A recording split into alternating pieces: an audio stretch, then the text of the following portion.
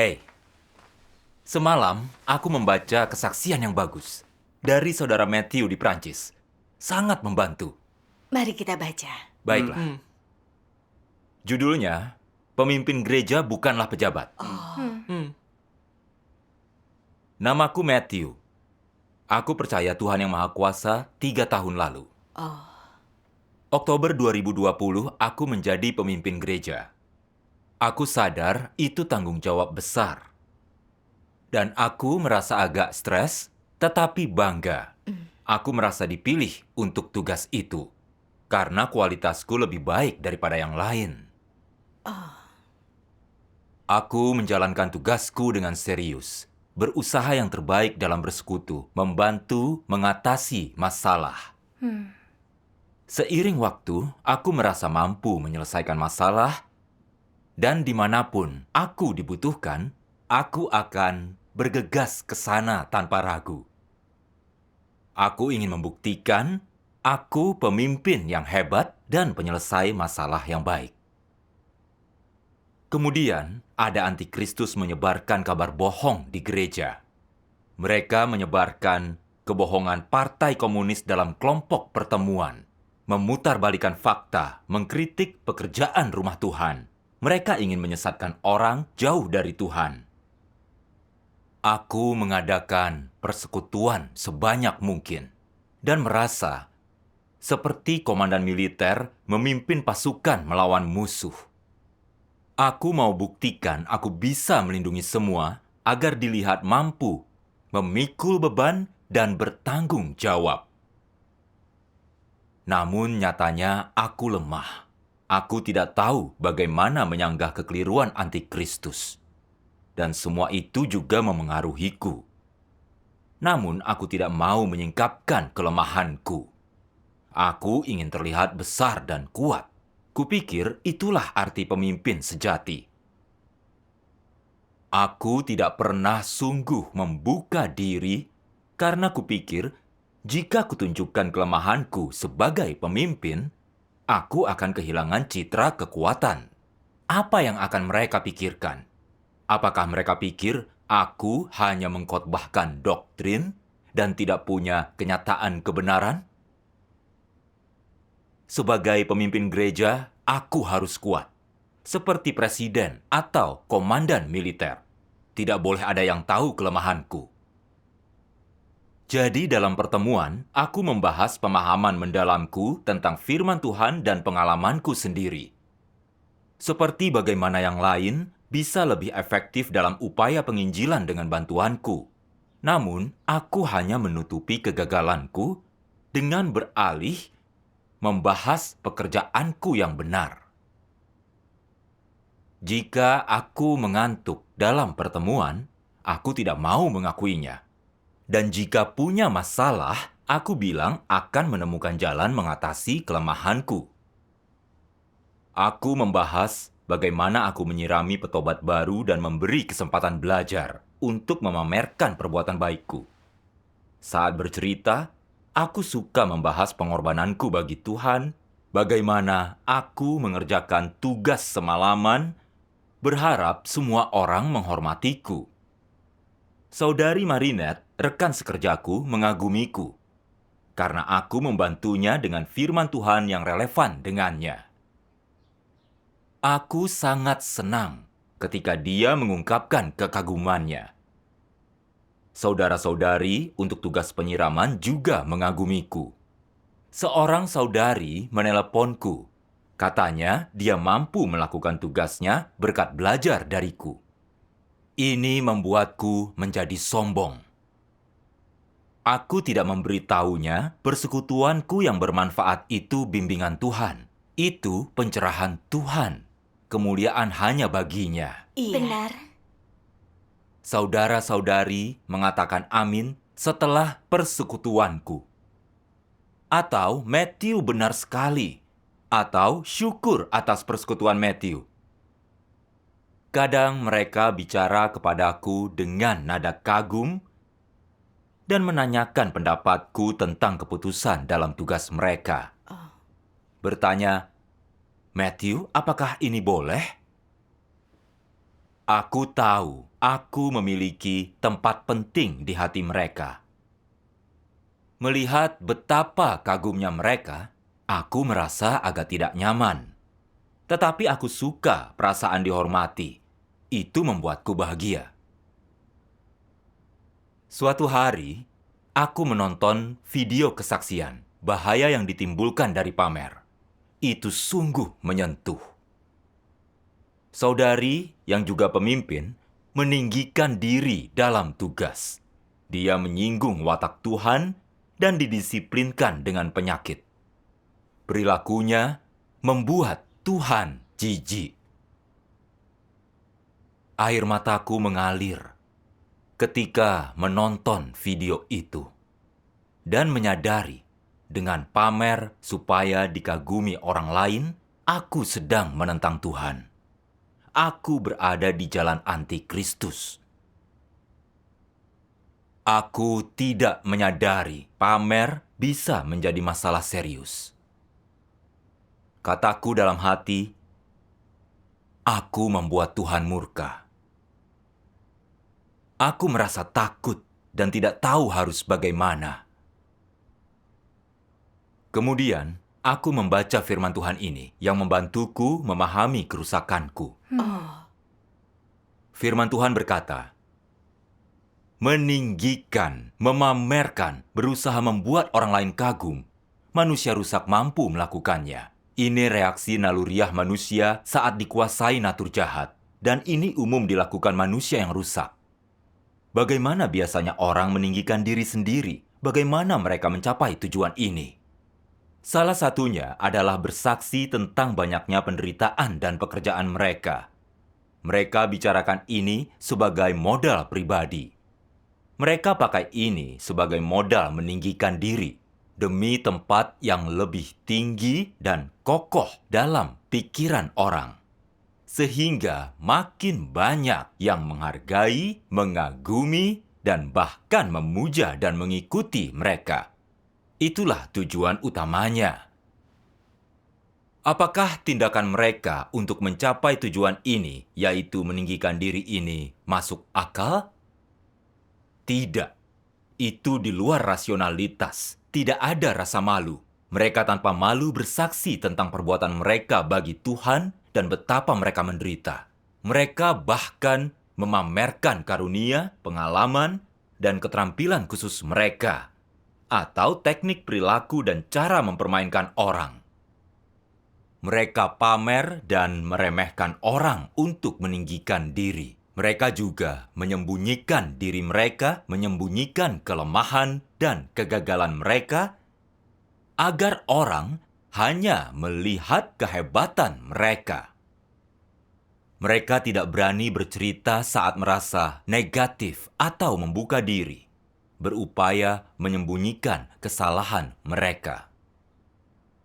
Mereka tidak menyebutkan kerusakan mereka terhadap rumah Tuhan. Namun dengan cepat mereka memamerkan kontribusi atau keberhasilan sekecil apapun. Mereka ingin segera memberitahu dunia tentang betapa mampunya mereka, betapa berkualitasnya mereka, betapa istimewanya mereka jauh lebih baik. Bukankah ini cara untuk meninggikan diri mereka sendiri? Apakah meninggikan diri sendiri berada dalam batas kemanusiaan yang normal? Tidak. Ketika orang melakukan ini, watak apa yang biasanya terungkap? Watak congkak adalah salah satu perwujudan utamanya, diikuti dengan kecurangan, melakukan segalanya untuk mendapat penghargaan.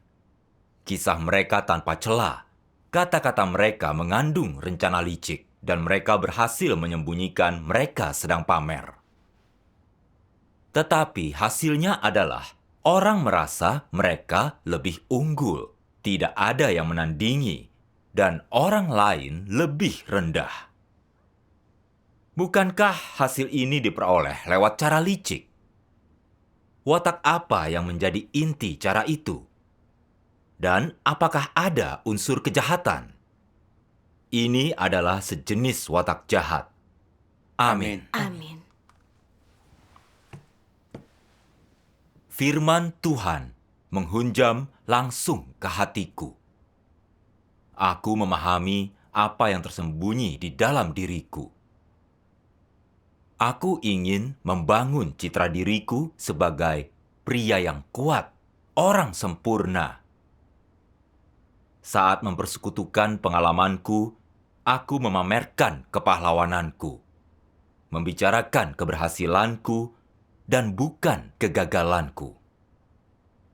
Jika aku lemah dan negatif atau menghadapi masalah, atau bahkan dalam keadaan terburuk, aku berkata, "Aku baik-baik saja, akan kulewati ini dengan pertolongan Tuhan." Namun kenyataannya, aku sangat menderita. Aku selalu membicarakan penderitaanku karena tugasku memamerkan aku bertanggung jawab. Namun bukan itu yang sebenarnya terjadi. Saat berkorban dalam tugas, sebagian besar itu demi reputasi dan statusku. Kekaguman orang lain membuat hatiku tergerak, dan aku tahu ini tidak baik. Namun aku tidak berbuat apapun untuk menghentikannya. Aku tidak melarang orang mengagumiku, karena menginginkan kekaguman dan pujian mereka dan melampaui kedudukan Tuhan di hati mereka. Aku congkak seperti penghulu malaikat. Aku tidak membawa orang ke hadapan Tuhan, tetapi justru ke hadapanku sendiri. Saat sadar aku menggantikan kedudukan Tuhan di hati orang, aku ketakutan dan tahu bahwa Tuhan membenci perilakuku. Dihadapkan fakta itu, aku pun berdoa, "Ya Tuhan, aku telah pamer ingin semua orang melihatku di level lebih tinggi dan mampu menyelesaikan masalah mereka. Aku merampas kemuliaan-Mu. Tuhan, aku bertobat kepadamu." Aku merasa menyesal. Kutulis surat permintaan maaf. Kusingkapkan diriku dan pemuliaan diriku, dan kukirimkan ke kelompok pertemuan. Aku juga dengan tegas mengatakan aku tidak boleh dikagumi. Aku mengenal orang yang secara khusus menghormatiku, jadi kukirim pesan pribadi yang menganalisis diriku. Itu hal baik untuk dilakukan. Benar. Iya. Beberapa hari kemudian, saudari Marinette memberitahuku. Dia mengagumiku sebelumnya, dan aku menduduki tempat penting di hatinya. Aku sungguh malu mendengar hal ini, dan merasa itu bukti kejahatanku. Saat itu, aku melihat keburukanku sendiri. Aku telah pamer untuk mendapatkan kekaguman orang. Aku kehilangan nalarku. Bagaimana itu melakukan tugas? Tuhan mengangkatku untuk memimpin. Begitukah caraku membalasnya? Aku merasakan malu yang belum pernah kurasakan. Namun aku tidak mencari kebenaran untuk menyelesaikan kerusakanku. Jadi, aku kembali melakukannya. Ada pertemuan online yang dihadiri pemimpin gereja lainnya. Aku merasa persekutuan itu sederhana dan aku merasa gelisah. Menurutku, persekutuan mereka dangkal dan perkataan pemimpin lainnya juga biasa.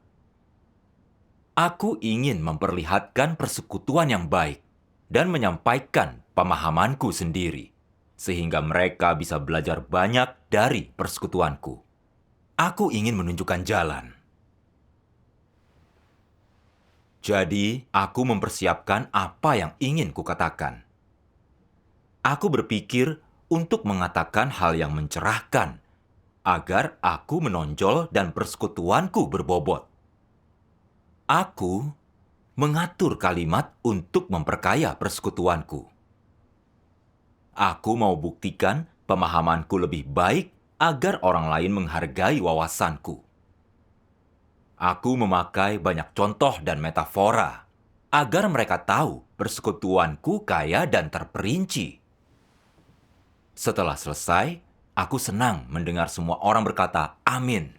Lalu kuperiksa kolom obrolan untuk melihat apakah mereka mengatakan hal baik tentang persekutuanku. Ketika kami hampir selesai, Saudara Zean menyampaikan persekutuan tanpa mengutip firman Tuhan seperti yang selalu kami lakukan.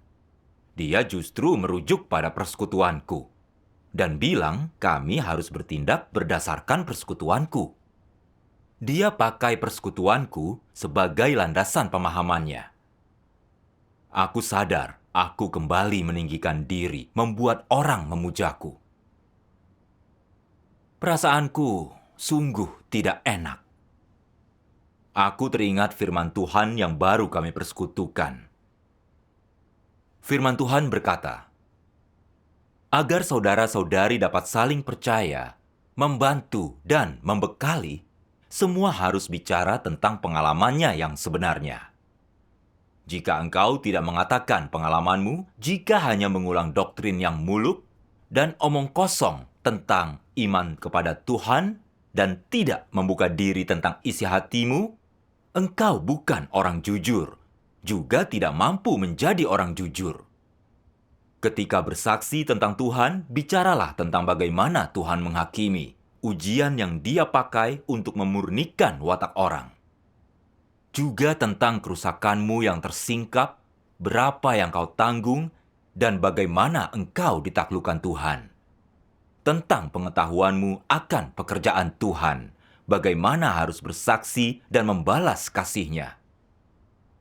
Engkau harus bicara dengan substansi dan sederhana. Jangan bicara teori kosong. Bersikaplah tulus dan realistis. Inilah yang harus engkau alami. Jangan mempersiapkan teori kosong untuk pamer. Itu membuatmu tampak congkak. Bicaralah tentang hal-hal nyata dari pengalaman nyata dari hati. Inilah yang paling bermanfaat dan paling tepat bagi orang lain. Jika tidak mengejar kebenaran dan berusaha memenangkan hati orang, ingin memuaskan ambisi dan keinginanmu sendiri akan status, itu berarti engkau menempuh jalan antikristus. Apakah jalan antikristus selaras dengan kebenaran? Tidak. Apa yang menentang kebenaran? Demi apakah itu? Demi status. Apa yang diperlihatkan orang yang bertindak demi status? Beberapa berkata, mereka mengkhotbahkan doktrin, bukan kenyataan kebenaran. Bicara untuk kepentingan sendiri, tidak meninggikan Tuhan. Orang yang memperlihatkan itu bertindak demi status. Mengapa mereka mengkhotbahkan doktrin? Mengapa mereka tidak meninggikan Tuhan? Karena hanya ada status dan ketenaran di hati mereka, tidak ada Tuhan. Mereka memuja status dan otoritas. Kedudukan penting bagi mereka. Kedudukan menjadi hidup mereka. Tidak ada Tuhan di hati mereka. Mereka tidak takut akan Tuhan. Mereka meninggikan diri sendiri dan pamer untuk mendapat kekaguman. Karena itu, mereka seringkali membual tentang perbuatan mereka, banyaknya penderitaan yang telah mereka alami. Betapa sabarnya mereka ketika ditangani, semua itu demi simpati dan kekaguman orang. Mereka ini sama dengan antikristus. Mereka menempuh jalan Paulus. Dan apa kesudahan mereka?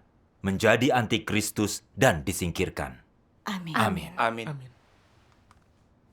Dari firman Tuhan, aku memahami bahwa aku harus membuka hatiku, bicara terus terang, menghindari kata-kata kosong tidak berguna untuk pamer. Pemimpin sejati menyampaikan pengalamannya sendiri, membimbing orang memahami kebenaran menuju hadapan Tuhan. Antikristus mempersekutukan kata-kata kosong untuk pamer, demi pujian dan kekaguman, membawa orang ke hadapan mereka.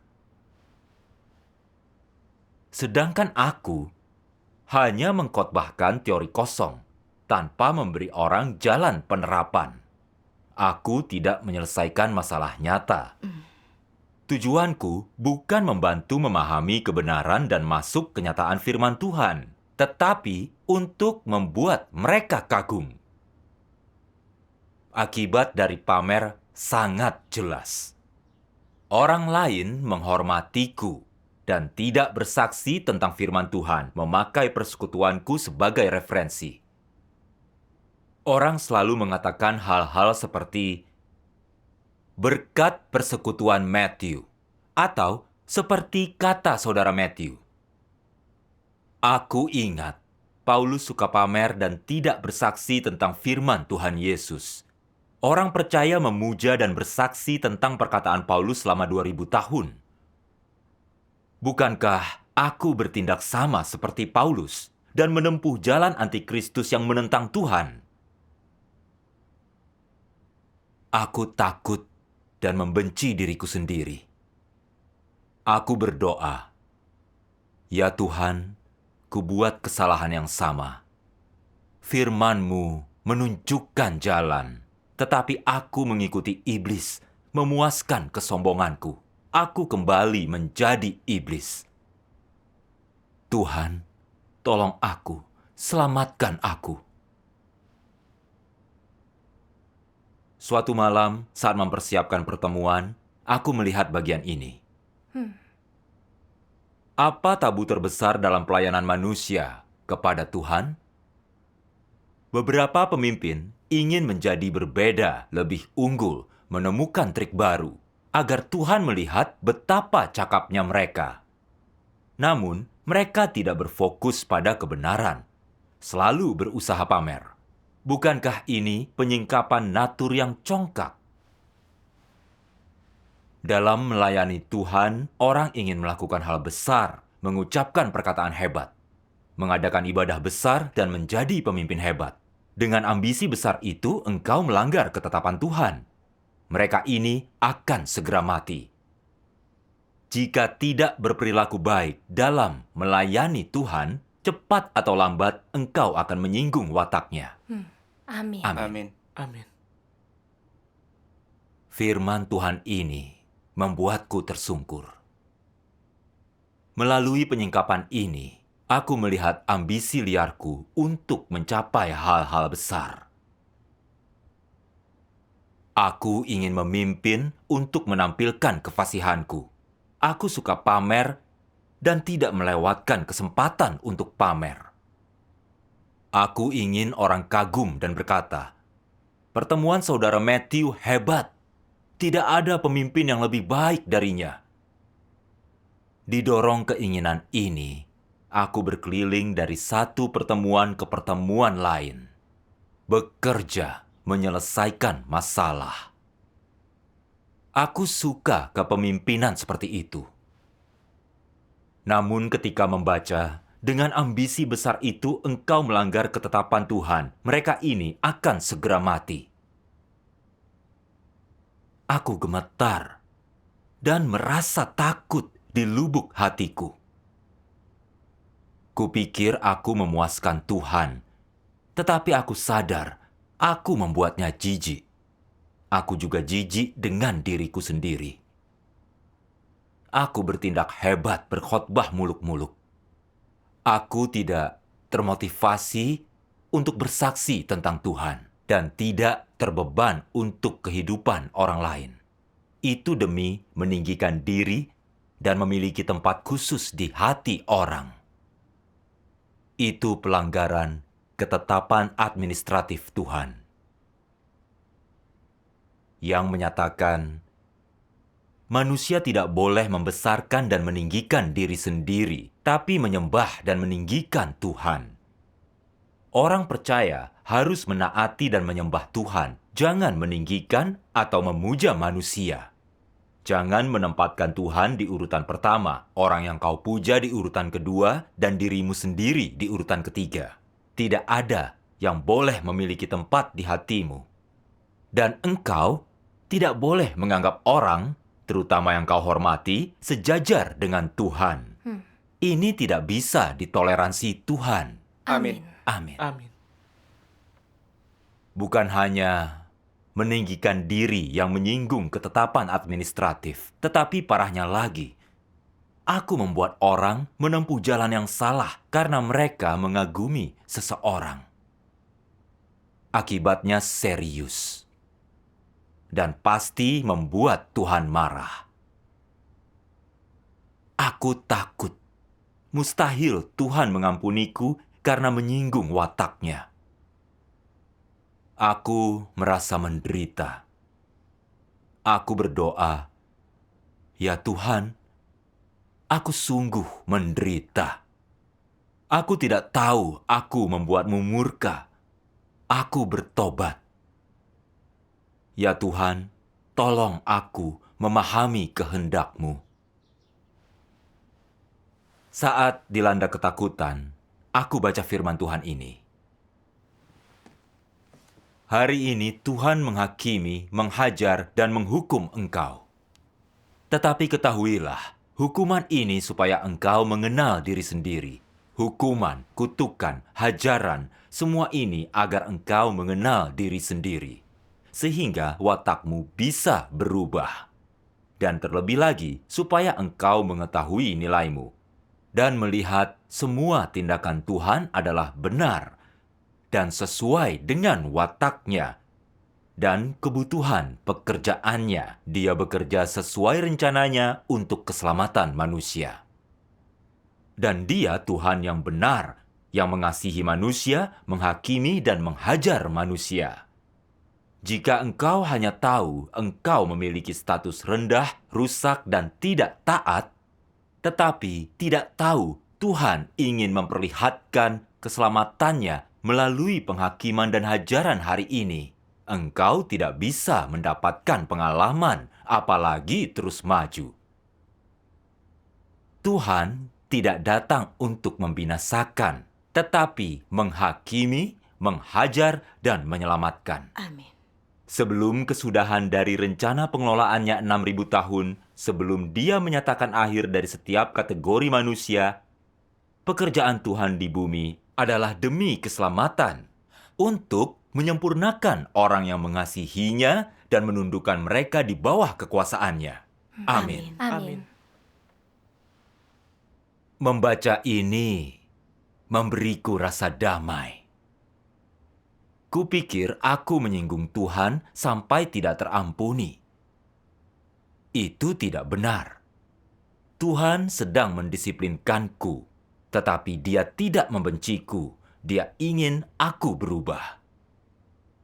Aku bisa melihat kebenaran Tuhan, toleransi, dan pengampunannya. Aku tahu aku harus mencari kebenaran dan mengatasi kerusakanku. Iya.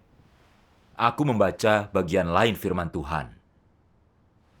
Sebagai orang jujur, engkau harus terlebih dahulu membuka hatimu agar orang dapat memeriksanya, melihat yang kau pikirkan, dan melihat dirimu yang sebenarnya. Engkau tidak boleh mengemas dirimu agar terlihat baik. Baru setelah itulah, orang percaya dan menganggapmu jujur.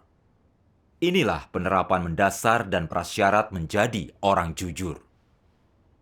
Engkau bersandiwara, berpura-pura suci, penuh kebajikan, hebat, dan berpura-pura bermoral tinggi. Engkau tidak membiarkan orang melihat kerusakan dan kekuranganmu. Kau tampilkan citra palsu, sehingga mereka percaya engkau tulus hati, hebat, rela berkorban, tidak memihak, dan tidak egois. Ini kecurangan. Iya. Jangan menyamar dan jangan mengemas dirimu sendiri. Ungkapkan dirimu dan hatimu agar orang dapat melihatnya. Jika engkau dapat mengungkapkan hatimu dan mengungkapkan semua pemikiran dan rencanamu, baik yang positif maupun yang negatif, bukankah itu berarti engkau bersikap jujur? Jika engkau dapat membuka hatimu, Tuhan juga akan melihatmu. Tuhan akan berkata, engkau membuka hatimu agar orang melihatnya. Engkau juga pasti jujur di hadapanku. Amin. Jika kau buka hati kepada Tuhan secara pribadi dan berpura-pura hebat dan penuh kebajikan saat bersama mereka, lalu apa yang akan Tuhan katakan? Dia akan berkata, "Kau benar-benar curang. Engkau munafik dan picik, dan bukan orang jujur." Tuhan akan mengutukmu.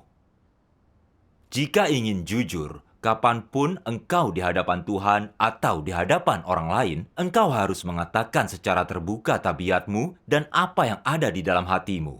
Apakah ini mudah dicapai? Ini butuh waktu, butuh perjuangan di hati, dan harus terus diterapkan.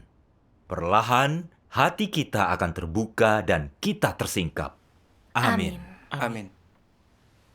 Ini membantuku paham apa yang Tuhan ingin dariku. Dia ingin aku menjadi jujur. Artinya, aku harus belajar menyingkapkan kerusakan dan pemikiranku yang sebenarnya, sehingga orang bisa melihat kelemahanku. Jika aku terus meninggikan diriku tanpa menyingkapkan kelemahanku dan membangun citra palsu tentang diriku lewat persekutuan, itu kebohongan. Iya. Itu berarti tidak jujur dengan orang lain dan Tuhan. Hari itu aku sadar aku harus menjadi orang jujur. Syukur kepada Tuhan. Syukur kepada Tuhan. Aku juga memperoleh pemahaman tentang gagasanku yang keliru. Kupikir pemimpin harus menjadi orang yang heroik tanpa kelemahan. Seperti beberapa pemimpin di dunia, lebih unggul dan lebih baik daripada yang lain. Namun, bukan itu yang Tuhan inginkan. Tuhan ingin orang yang sederhana dan jujur. Mereka dapat membuka diri tentang kelemahan mereka, mereka mencintai dan menerapkan kebenaran. Mereka berfokus pada jalan masuk kehidupan dan mencari prinsip kebenaran, bukan berusaha memenuhi ambisi mereka. Aku ingat ucapan Tuhan Yesus. Janganlah engkau dipanggil Rabi, sebab hanya satu Tuanmu, yaitu Kristus, dan engkau adalah saudara. Janganlah pula dirimu disebut pemimpin, karena hanya satu pemimpinmu, yaitu Kristus. Tetapi siapa yang terbesar, hendaklah ia menjadi hambamu. Yang meninggikan diri direndahkan, yang merendah ditinggikan. Amin. Amin. Sebagai pemimpin, selama ini aku berpura-pura, berharap orang selalu memujaku. Aku sadar, aku sangat jauh dari apa yang Tuhan tuntut. Peran pemimpin adalah sebagai hamba, seorang hamba dengan tanggung jawab yang besar. Mereka harus mengingat tanggung jawab mereka, yaitu menyirami dan menyokong saudara-saudari, mencari kebenaran untuk mengatasi masalah. Pemimpin bukanlah pejabat, posisinya tidak di atas yang lain. Tuhanlah Sang Pencipta, dan manusia itu makhluk ciptaan, apapun kedudukannya. Kita harus menyembah Sang Pencipta.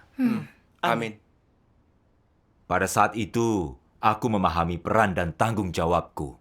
Aku harus berada di posisi makhluk ciptaan dan melaksanakan tugas dengan benar. Sejak itu, pola pikirku berubah. Dan aku berlatih untuk bersikap jujur. Ketika sadar sedang meninggikan diri, aku membuka diri, menyingkapkan kerusakan dan kelemahanku. Terkadang itu menyakitkan. Tetapi itu memperlihatkan betapa aku tidak jujur. Aku mempermainkan dan membodohi orang. Makin membuka diri, makin kulihat tingkat pertumbuhanku yang sebenarnya. Aku sadar aku bukan apa-apa. Iya. Dalam semua persekutuanku, aku memosisikan diri tinggi, mendorong dan membantu orang dengan doktrin. Namun sekarang, aku menceritakan keadaanku yang sebenarnya, bersikap jujur. Aku pernah mengalami kesulitan yang sama. Jenis kerusakan yang sama seperti mereka. dan aku pemimpin, tetapi kami sama. Hanya tugas kami yang berbeda. Saat begini, aku tidak merasa lebih cerdas daripada yang lain. Sebaliknya, aku bisa belajar dari pengalaman mereka dan dicerahkan dari persekutuan orang lain. Syukur kepada Tuhan. Sebelumnya aku tidak memperhatikan persekutuan orang lain. Dengan congkak berasumsi, akulah yang memberi pencerahan. Berkat firman Tuhan, hubunganku dengan orang lain menjadi dekat. Aku lebih memahami mereka dan melihat keadaan mereka yang sebenarnya. Aku sadar, berkat pengaturan Tuhan, aku mendapat banyak saat aku membantu mereka. Banyak hal yang kupelajari dari persekutuan kami. Aku tidak lagi congkak dan merasa diri penting. Aku memperlakukan orang lain dengan setara, bernalar, dan normal. Dan terkadang, aku lupa statusku sebagai pemimpin saat bersekutu. Aku bersyukur kepada Tuhan atas perubahanku ini. Syukur kepada Tuhan. Terkadang, aku masih mendapati diriku sedang pamer. Itu menunjukkan betapa dalam iblis merusakku. Bukan hanya sesekali, tetapi ada dalam naluriku, karakterku. Tanpa makanan kebenaran, tanpa penghakiman dan hajaran Tuhan, aku pasti mengendalikan saudara-saudari dan menyaingi Tuhan. Itu fakta. Iya. Tidak mengalami perubahan sungguh berbahaya. Hanya kebenaran yang membantuku bebas dari watak jahatku. Tanpa itu, aku pasti menjadi antikristus dan dikutuk. Berkat bimbingan Tuhan, sudut pandangku berubah. Dan pandanganku akan pemimpin lebih murni. Yang lebih penting, Tuhan menyelamatkanku dari watak jahatku. Syukur kepada Tuhan. Syukur kepada Tuhan. Terima Sangat kasih. mencerahkan Iya. ya.